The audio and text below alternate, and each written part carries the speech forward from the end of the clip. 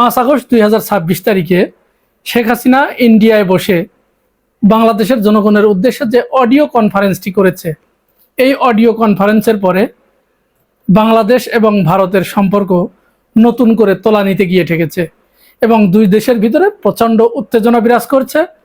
কূটনৈতিক মায়ের পেছে একে অপরকে বিভিন্নভাবে বোঝানোর চেষ্টা করছে যে তোমরা যেটা করেছো এটি উচিত নয়। এই ব্যাপারে বাংলাদেশ সরকার একটি প্রতিবাদ লিপি পাঠিয়েছে।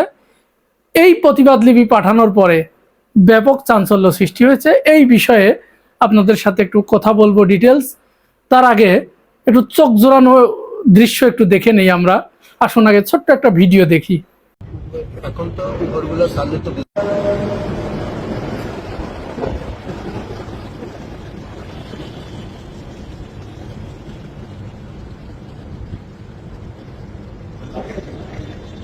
এই ভিডিওটা অন্য কোনো জায়গার নয়, ঢাকা বিশ্ববিদ্যালয়ের কেন্দ্রীয় মসজিদের ভিডিও এটি। আপনারা জানেন দীর্ঘদিন এই ছাত্র সংসদ গঠিত হবার পরে সাদিক কায়েম ভিপি হবার পর থেকে অনেক কষ্ট করে বিভিন্ন জায়গা থেকে চেয়ে চিনতে দাতা সংস্থাদের কাছ থেকে সাহায্য নিয়ে কেন্দ্রীয় মসজিদে এই এসিগুলো তারা কিনে রেখেছিল। বিশ্ববিদ্যালয়ের যে প্রশাসন ছিল তারা এই এসি লাগাতে দিচ্ছিল না, অনুমতি দিচ্ছিল না। অনুমতি দেয়া তো দূরের কথা, বিদ্যুৎ সংযোগই দিচ্ছিল না। এসি লাগাতে তো বিদ্যুৎ সংযোগ লাগে। মুসল্লিদের কষ্টের কথা চিন্তা করেই কিন্তু ডাকসু তাদের অগ্রাধিকার ভিত্তিতে এটা ছিল যে তারা ডাকসুতে নির্বাচিত হলেই সেন্ট্রাল মসজিদ পুরা এসি করে দেবে। তো সেইটাই এসি এনে রেখেছিলেন দীর্ঘদিন, প্রায় 6 মাস এই এসিগুলো পড়েছিল। এক পর্যায়ে কিন্তু এরকম শোনা যাচ্ছিল যে ওগুলো নষ্ট হয়ে যাবে। যাই হোক, বিশ্ববিদ্যালয় প্রশাসনের শুভবুদ্ধির উদয় হয়েছে। যেরকম বাধ্য হয়ে শনিবারে গণপরিবহন চালু করেছিলেন, এটাও অনেকটা ডাকসু নেতৃবৃন্দের কাছে বাধ্য হয়ে তারা অবশেষে এই এসি লাগাতে দিয়েছেন। ডাকসু নেতৃবৃন্দকে আমরা আমাদের অন্তরের অন্তরস্থল থেকে ধন্যবাদ জানাই, মুসল্লিদের পক্ষ থেকেও ধন্যবাদ জানাই এরকম একটি মহতি কাজ করার জন্য। এবার আমরা শেখ হাসিনার অডিও কনফারেন্সের বিষয়টি চলে যাই। শেখ হাসিনার অডিও কনফারেন্স ঘিরে যে নতুন জল্পনা কল্পনা শুরু হয়েছে, এই ব্যাপারে শুরুতেই কথা যেটা, শেখ হাসিনা তো তার দেশের মানুষের চরমভাবে হতাশ করেছে, তার নেতাকর্মীদেরকে হতাশ করেছে, নিরাশ করেছে। দলীয় নেতাকর্মীরা যে অধীর অপেক্ষা করেছিল যে তাকে অন্তত 2 বছর পরে হলেও দেখতে পাবেন, কিন্তু তিনি তাদেরকে দেখা দেন নাই। ঠিক কনফারেন্স শুরু হওয়ার অল্প কিছুক্ষণ আগে তিনি জানালেন যে না, আমি ভিডিও কলে যাব না, অডিও কলে কথা বলবো। তো সেই অডিও কলে আসলেন। আচ্ছা, আসার পরে তো তিনি নেতাকর্মীদের উদ্দেশ্যে তার কোনো সুনির্দিষ্ট রূপরেখা নেই, সুনির্দিষ্ট কোনো দিক নির্দেশনা নেই। শুধু চিরাচরিত 2 বছর ধরে যা বলে গেছে বিএনপি এবং জামাতের বিষোদ্গার, তাদের হ্যান ত্যান, এই করে তারা সেই করে, আর তিনি হচ্ছেন আল্লাহর একজন ফেরেস্তা, তার চাইতে ভালো আর এই পৃথিবীতে কেউ নেই। ওই চিরাচরিত ওই বমি, ওই সমস্ত অজীর্ণ অপদার্থগুলোই তিনি ভমিটিং করেছেন, আর কিছুই নয়। এই ঘটনার পরে এখন এই যে জ্বালাটা, আওয়ামী লীগের এদেশে যারা ভ্যানগার্ড আছে, যারা অলিগার্ক আছে, যারা কালচারাল ফ্যাসিস্ট আছে, এরা এগুলো মিটাবে কি করে? মুক্ত মানুষের দেখানো দরকার। এদের তো চলে একটা হার বেশি। কিভাবে বেশি? একটা উদাহরণ দেই, একটা ছোট্ট একটা ভিডিও ক্লিপ আসুন দেখে আসি। এই যে ভিডিওটা, ক্লিপটা দেখুন। আপনি মন্ত্রী ছিলেন না বাংলাদেশের আওয়ামী লীগের?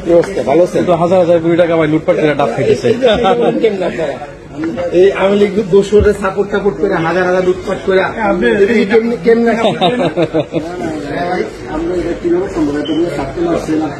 এই জুলাই মাসে আপনাদের কোনো অনুশোচন আছে কিনা? আপনারা সাপোর্ট করে এলেন, তারপর আবার এদেশে আসবে আপনাদের ডাব খাইতেছেন লন্ডনে এসে হাজার হাজার লোক মারা রেখে।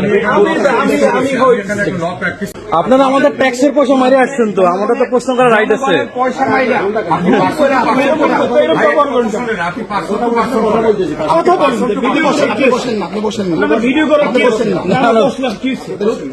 বসেন বসেন বসেন, আমি তো কথা বলতেছি।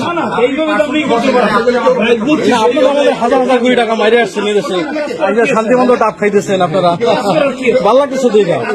দেখুন, ইনি হচ্ছেন সমর রেজাউল করিম, বাংলাদেশের সবচাইতে শিশু মুক্তিযোদ্ধা, ভুয়া মুক্তিযোদ্ধা, টাকা দিয়ে মুক্তিযোদ্ধা হয়েছিলেন।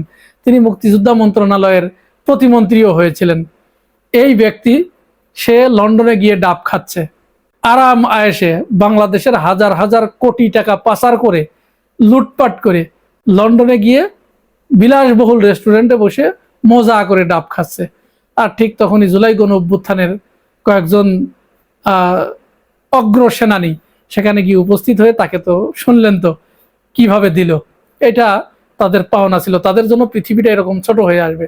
তারপরেও এদের কিন্তু সুপার জোর কমে না, এরা সবকিছু অস্বীকার করে। এখন এই যে তার সাংবাদিক সম্মেলনে এত এত এত এত অভিযোগ উঠে এলো, শেখ হাসিনার ছেলে সজীব ওয়াজেদ জয় সে সরাসরি ভারতকে আমন্ত্রণ জানাচ্ছে যে বাংলাদেশের উপরে আক্রমণ করেন। মাত্র 30 মিনিট হলেই ভারতের জন্য এটা এনাফ, খুব বেশি কিছু দরকার পড়ে না, ভারতেরই সিদ্ধান্ত নিলেই হয়ে যায়। এর সাথে সুর মিলিয়ে ওই যে হারপিক মজুমদার না কি যেন, ওইটাও ঠিক একই কথা, যে ভারত এখানে সিদ্ধান্ত নিলেই হয়ে যায়। ভারত কেন এখনো সিদ্ধান্ত নিচ্ছে না? শেখ হাসিনা তো ভারতের জন্য অনেক কিছু করেছে, তাহলে কেন এখনো তারা এই সিদ্ধান্ত নিয়ে এই কাজটুকু তারা করে দিচ্ছে না? আবার কেন শেখ হাসিনাকে সেখানে পুনর্বাসিত করে দিচ্ছে না? তারা বুঝতে পেরেছে ভারত ওই কাজ না করলে আওয়ামী লীগ এখানে আর জীবনে কোনো দিন ফিরে আসতে পারবে না। এইটা বুঝতে পেরেই এখন তারা ভারতকে বারবার অনুরোধ জানাচ্ছে। শেখ হাসিনার ছেলে জয় সেও অনুরোধ জানাচ্ছে যে আসেন, আপনারা আমার মাকে ওখানে আবার পুনঃপ্রতিষ্ঠিত করে দিয়ে যান। আর ভারতও তাদের সমস্ত নীতি নৈতিকতা, তাদের কূটনীতির মাথা খেয়ে এইগুলো গলৎকরণ করছে এবং ওই অপেক্ষায় অধীর আগ্রহে অপেক্ষা করছে যে তাহলে নিশ্চয় বাংলাদেশের উপর আবার মনে হয় এরকম একটা কিছু করে আমরা ওখানে হাসিনাকে পুনর্বাসিত করতে পারবো। এরই ধারাবাহিকতায় শেখ হাসিনাকে দিয়ে তো তারা ওইখানে কনফারেন্সটি করিয়েছে। এটা তার কূটনৈতিক সমস্ত, এটা সে প্রথমেই সে একটি দেশের উপর সার্বভৌমত্বের উপরে আঘাত এনেছে। আচ্ছা, এই আঘাত হানার পরে বাংলাদেশ যখন এটার প্রতিবাদ জানিয়েছে, পররাষ্ট্র মন্ত্রণালয় থেকে একটি কড়া প্রতিবাদ জানানো হয়েছে ভারতের প্রতি, এবং সেখানে শেখ হাসিনাকে বিভিন্ন উপাধিতে ভূষিত করা হয়েছে, ফ্যাসিস্ট, গণহত্যাকারী যে শব্দগুলো বলা হয়। এই শব্দগুলো বলার পরে আওয়ামী লীগের যারা, বিশেষ করে ওই যে জানিস আলমগীর না মলম আলমগীর না কি যেন আছে, এইগুলোর গাত্রদাহ শুরু হয়েছে, নতুন করে আলাপ শুরু করেছে। কিছু মিডিয়া তো কিছু আছেই, তারাও যে হ্যাঁ এরকম কথা, বাংলাদেশ এটা কি কোনো কূটনৈতিক ভাষা হলো? শেখ হাসিনাকে এই শব্দগুলো উচ্চারণ করে বরং আরো কূটনৈতিক সম্পর্কটাকে ছোট করে আনা হয়েছে। মূল কথা তো আসলে ওইটা না, মূল কথা হচ্ছে শেখ হাসিনাকে কেন এই শব্দগুলো ব্যবহার করলো।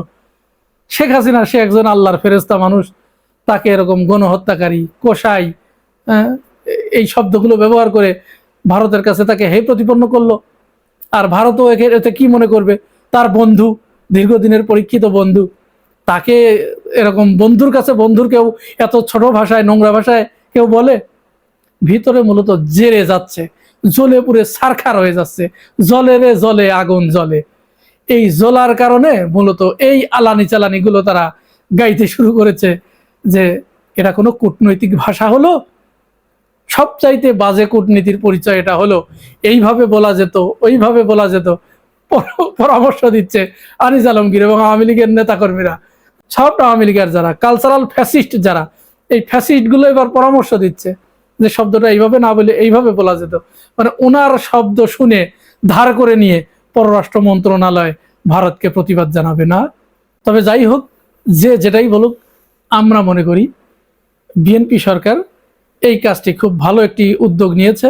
সাথে সাথে ভারতকে এই বার্তা তারা দিতে পেরেছে যে আপনারা দীর্ঘদিন ধরে এদেশের মানুষের সাথে যে আচরণ করেছেন, আপনাদের সেই আচরণের মূলত বিন্দুমাত্র কোনো পরিবর্তন ঘটেনি, আপনারা সেই জায়গাতেই আছেন। আরো বরং এই জায়গা থেকে আরো 2 কদম কিভাবে আগানো যায় সেই পাই তারা আপনারা করছেন।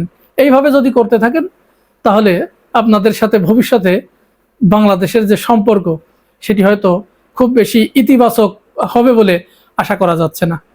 এইভাবে একটা প্রতিবাদ জানিয়েছে ভারত। অবশ্য এখনো এইটার ব্যাপারে কোনো প্রতিক্রিয়া দেখায় নাই, দেখাবে, তাদের জয়সল তো আছেই, তারা বলবে।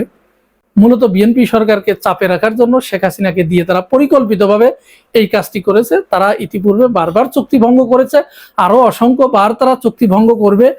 এবং মজার ব্যাপার হচ্ছে, তারা কিন্তু যেদিন ঘোষণা দিয়েছিল, কয়েকদিন আগে ঘোষণা দিয়েছিল যে শেখ হাসিনাকে ভারতের মাটি ব্যবহার করে রাজনীতি করতে দেয়া হবে না, এই কথা বলার, এই ঘোষণার মাত্র 3 দিনের মাথায় তারপরে কিন্তু ঘোষণা দিয়েছে যে শেখ হাসিনা 5 তারিখে বক্তব্য দেবেন।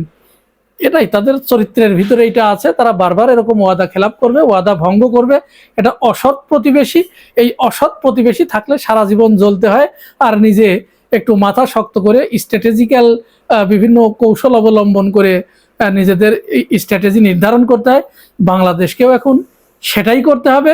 আশা করি বাংলাদেশ সরকার এই ব্যাপারে কোনো রকম ভুল করবে না, এবং তারা ভারত সরকারের মনোভাব বুঝে তাদের যেখানে যে ট্রিটমেন্ট দরকার সেই ট্রিটমেন্ট দেবে।